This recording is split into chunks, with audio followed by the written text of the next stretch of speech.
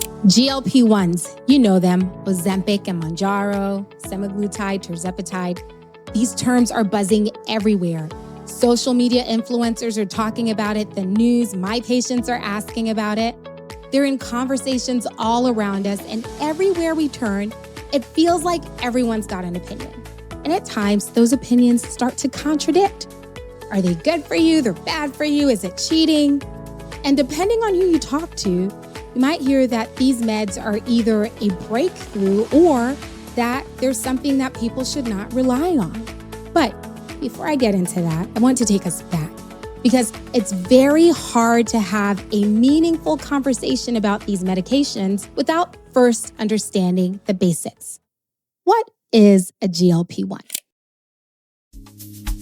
Welcome to Fuller Living, your space for empowerment, inspiration, and practical health nuggets.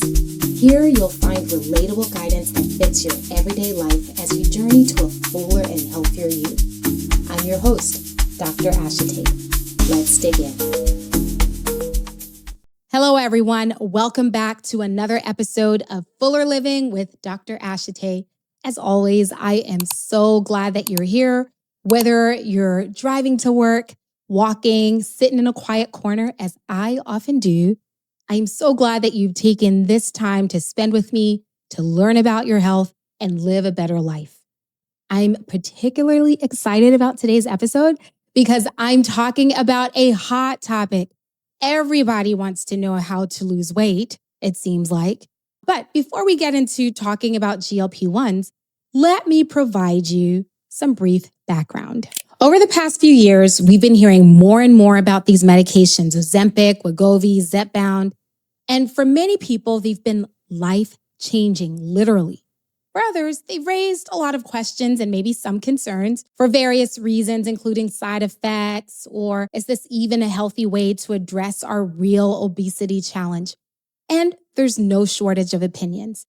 But I want to let you know that these medications didn't appear out of nowhere suddenly. They actually go back years. The first GLP-1, exenatide or Byetta, was approved in 2005 for type 2 diabetes management. And then in 2010, we got liraglutide or Victoza. And at this point, these medications were primarily for controlling blood sugar levels or diabetes. But something interesting happened. Patients started losing weight, not because that was the primary reason for prescribing it, but because we started seeing their appetites were changing. They were eating less. They were feeling full sooner and longer. Over time, clinicians started to lean into that. Liraglutide was eventually approved for weight management under the name Saxenda in 2014. And even before that, many of us in practice were already seeing the effect and started using it off-label for weight loss. But things really shifted in 2021. That's when semaglutide, or Wegovy, was approved for weight loss, a once-weekly medication that was more potent and now officially approved for, for people without diabetes. And that's where this really entered mainstream conversations. Remember, in 2021, we were still in peak COVID season, which means a lot of us were at home and consuming more media, spending more time online. And so this information spread quickly. Conversations picked up, interest grew, and so did the demand. And I'll be honest, as a clinician, I got excited. And I'll say this, I still am excited today because for years, our options for weight management had been limited. Some medications worked, but they came with other trade-offs. Medications like phentermine, for instance, could raise your blood pressure and in some ways have other effects on your heart. They also weren't approved for long-term use. Others required daily dosing, which was so cumbersome for a lot of patients. But now that we had a medication that we only had to use once a week, you can imagine how exciting that was, not just for clinicians, but for patients and everyone, including maybe yourself. So seeing something that worked, was better tolerated, and could be taken once a week was a huge shift. But with that excitement also came a lot of criticism, and some of it was valid. But a lot of it, in my experience, came from a place of not fully understanding what these medications are actually doing in the body. So today, I want to bring some clarity back into the conversation because once you understand how this works, the conversation around these meds starts to make a lot more sense. Today, we're going to talk about GLP-1s, what it actually is, how it works in your body, what's happening physiologically in obesity, and how these meds fit into the big picture overall. And by the end of this episode, my goal is that you leave with a clear way of thinking about this, whether you're considering these medications yourself, are currently on them, or just trying to understand the conversation around them. So let's start with the foundation. What is a GLP-1? GLP-1 stands for glucagon-like peptide, number one. Crazy, right? Glucagon-like peptide. Glucagon-like peptide. I mean, this is medicine. This is what they do. It's a mouthful, but it belongs to a group of hormones called incretins. Incretins are hormones that your body releases after you eat to help coordinate what happens next, especially around blood sugar and appetite. GLP-1 is produced by your gut. More specifically, it's released by cells in the intestine shortly after food enters your body. And that is right. Every time you eat, your own body is already using its own GLP-1 as part of its normal response. GLP-1 has 4 primary actions that it coordinates all at once. 1, it enhances insulin release. 2, suppresses glucagon, which helps reduce how much sugar is actually your liver releases. 3, it slows down gastric emptying so that food moves more gradually in your system. And then 4, it works in the brain to reduce your appetite and contributes to that whole sense of being satisfied. That's fascinating, right? Our own bodies make its own GLP-1. That's not something artificial or external. It's part of a system your body is already using every time you eat to regulate hunger, your fullness, and blood sugar control. Once you understand that, it becomes easier to understand how we've been able to use the same pathway in medicine. The first place it showed up in medicine was in the treatment of type 2 diabetes. Think about everything that we just talked about. It improves insulin release, which lowers blood sugar, and lowers glucagon, which slows down how quickly glucose or blood sugar enters your bloodstream. This fits directly into blood sugar control. By the way, if you hear me say glucose, I mean blood sugar. If you hear me say blood sugar, I mean glucose, same thing. So these medications were developed and approved with this primary goal in mind: help patients better manage their blood sugar levels. But then, as it usually does in medicine, something very interesting happened. Patients were starting to see improvements in their blood sugar, not just that, but they also saw that they were eating less, they felt full sooner and longer, and over time, they were losing weight. And this wasn't because they were trying to restrict themselves or that they suddenly had some kind of discipline. It was showing up alongside changes in how their appetite felt. You've heard the term food noise? Yeah, that. It started going down. This is something many of us in clinical practice also started to notice early on. You start a patient on this medication for their diabetes, and at follow-up, they'd say, "Hey, doc, you know what? My blood sugar is better, but also I'm not eating as much. It seems like when I eat, I feel full longer." Things felt easier. Over time, that observation became consistent enough that it shifted how these medications were studied and used. That's how we eventually got medications like liraglutide being approved specifically for weight management. And later, semaglutide, more potent and once weekly, being approved for weight loss in people without diabetes. What started as a treatment for blood sugar ended up revealing something much bigger: about how appetite and weight are regulated in our bodies. Remember, we've been using these since 2005, and no one was complaining about this. As long as we were treating diabetes, it was fine. But now that we're using it for weight loss, people have a problem with it. I digress. Anyway, let's get back to the important things. This brings us to the next question. If this pathway already exists in our body and these medications are working through it, why does it make such a difference for many struggling with obesity? To understand that, we need to understand obesity. Now, I'm going to try to keep this as simple as I can for now because obesity is so complex and deserves its own episode. And I'm going to do a deeper dive on obesity in the future, so stay tuned. But for now, here's the framework I want you to have in mind. Obesity is not just about how much someone is eating. It's not about how lazy you are. It's a medical condition where systems that regulate your hunger, your fullness, and your energy balance are not as tightly regulated to maintain a healthy weight. And that can show up in a few different ways. For some people, that sense of fullness doesn't come as early or as clearly. Meals don't land the way that they should. They can eat what should be enough for someone else and still feel like they're missing a whole meal. For others, hunger signals are stronger and show up more frequently. There's more of a pull towards food and more time spent thinking about food.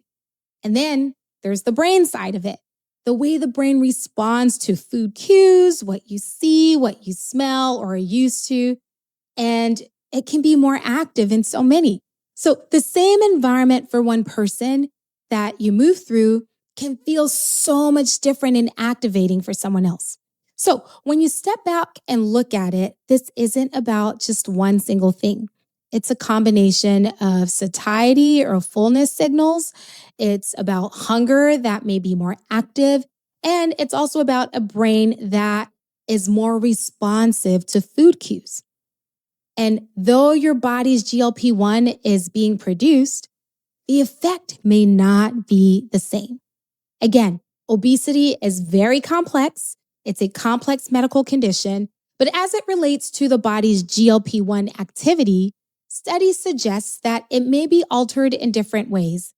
In patients with insulin resistance, for instance, or those who have high added sugar intake, secretion may be modestly reduced. Or inactivation may also be higher even though the receptors remain intact, which explains why GLP medications are very effective. This is again why two people can eat the same meal but walk away feeling completely different. One feels like they're done and the other feels like they need to keep going. It's very important to understand. So, if this process is already happening in your body, how do these medications work? Here's how. GLP-1 is naturally released after you eat. We've talked about it, but it's short-lived. It's broken down within minutes. So what these medications do is extend and strengthen that signal. And so instead of a brief and quickly fading signal after you eat, now you have a signal that lasts longer and has a more consistent effect.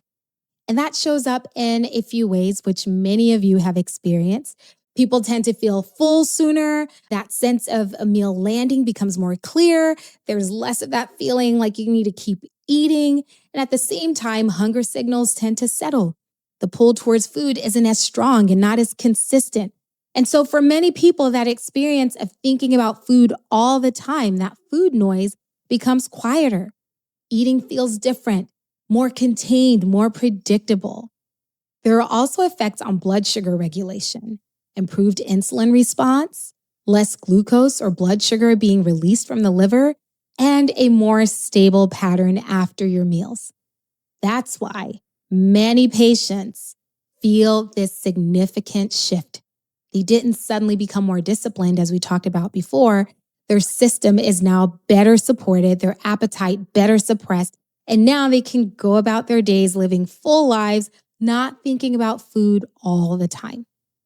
And when you look at it through that lens, it starts to change how you think about it altogether. what's actually happening in your body and why do they work? Okay, knowing what we know now, how do we support that system? Here are 3 ways you can support your own GLP-1 pathway. Number 1, protein intake. What you eat every day influences how strongly that GLP-1 signal is. For instance, meals that include protein and have some structure to them tend to create a stronger response. They stay with you longer and give the body time to register that you've eaten. Number 2, regulating blood sugar intake. Foods that move quickly through your system, especially those that are high in added sugar, they tend to create much shorter, less sustained signals. So you may eat enough in terms of calories, but that response, that doesn't seem to last long. So when blood sugar is fluctuating a lot, rising quickly and then dropping, this system doesn't function as smoothly as it should. So part of supporting this system is creating a more stable blood sugar pattern. Increase fiber. That's a great way to do it. Number 3, managing your environment. We discussed this in last week's episode on environment over willpower, so go listen to it if you haven't already. Even if your body is sending a signal that you've had enough, if you're constantly surrounded by cues, food that's visible, easy to reach, or part of your routine, your brain can keep pulling you back in. Though this point may not really be recreating what GLP-1s do in your body, it's about supporting that system overall, not overriding it. For some people, these may make meaningful differences, but for some people, it may not be enough. So there are some people that medication then becomes a very important part of this conversation. So whether you're someone who chooses medication or not, the goal is the same, to work with your own physiology in a way that supports your body. I hope you found this very helpful, but let's not stop there. As you think about this over the next week, I want you to focus on one simple thing. With this new information, let's focus on how we can support our own body's GLP-1 system. And as is customary with this podcast, we're going to make it a SMART goal. Remember, a SMART goal is one that is specific, measurable, attainable, relevant to your long-term goal, and time-bound. This week, choose one meal each day. And let's build around it in a way that's going to help our satiety or how full we feel, or it's going to land that signal more clearly for us. This could mean including a source of protein, or adding something with fiber, or managing your environment by noticing foods that are high in added sugars and not including them in your grocery list. As you do that, I want you to pay attention. How does this meal stay with me? What does hunger look like for me? When does it come back? Does it feel different from what I'm actually doing on a weekly basis? Remember, the goal here isn't perfection. It's mainly awareness, because awareness now is going to drive our future action. For some of you, this new information should hopefully make you feel more comfortable talking about these medications with your doctor. And I want you to most importantly remember, no 2 people are the same. No one's created equal. Some people may have contraindications, reasons why they cannot take this. So please, please, please consult your doctor. Don't just go somewhere and start taking these, okay? Today, we talked about GLP-1s, what they actually are, how it works in your body, what's happening in obesity, and how these meds support a system that already exists.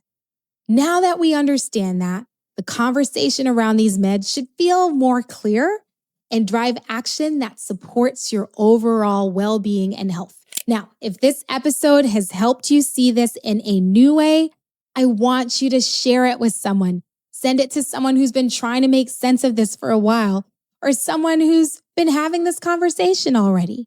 Make sure that you're following this podcast so you don't miss the next episode. And if you're enjoying it, please, please, please drop your 5-star review. And if more people listen, we're going to be helping more people take control of their health. I can't wait to see you next week. Until then, let's get to fuller living. Well, fam, that wraps up another episode of Fuller Living, where we talk about health in a bite-sized, relatable, practical, and fun way. Remember, it's not about being perfect. It's about making progress one small step at a time while remaining consistent. If you found this episode helpful, please subscribe, share it with a friend who might need a little bit of inspiration, and leave me your 5-star review. And if you're in Dallas and looking for a new PCP, look me up at southwestfamilymed.com. I can't wait to meet you. Until next time, let's get to fuller living.